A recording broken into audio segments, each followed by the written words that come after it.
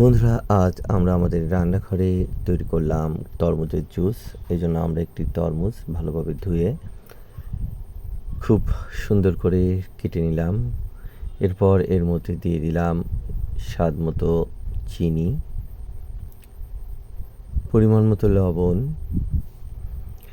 পরিমাণ মতো বিট লবণ নিয়ে আমরা ব্লেন্ডারের মুখটি আটকে দিলাম। এবার আমরা ব্লেন্ডারটি অন করলাম এবং ভিতরে থাকা প্রত্যেকটি উপাদান খুব ভালোভাবে মিশ্রিত হয়ে যাচ্ছিল।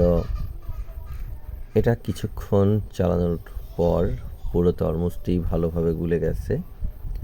এবার আমরা এটা সেঁকে নেব, কারণ তরমুজে অনেক বিচি রয়েছে, যাতে জুসের মধ্যে এগুলো না আসে। এবার আমরা খুব ভালোভাবে এটা সেঁকে নিতে থাকলাম। যেহেতু তরমুজের জুস অনেক ঘন হয়, এজন্য আমরা একটি চামচের সাহায্যে তরমুজ থেকে তরমুজের জুসটি আলাদা করে নিলাম। বন্ধুরা দেখেন, আমাদের জুসটি কিন্তু তৈরি হয়ে গেছে।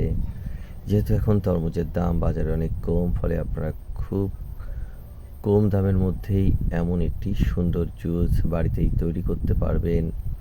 আর আমাদের এই চ্যানেলটি ভালো লেগে থাকলে সাবস্ক্রাইব, কমেন্টস, লাইক এবং শেয়ার করবেন।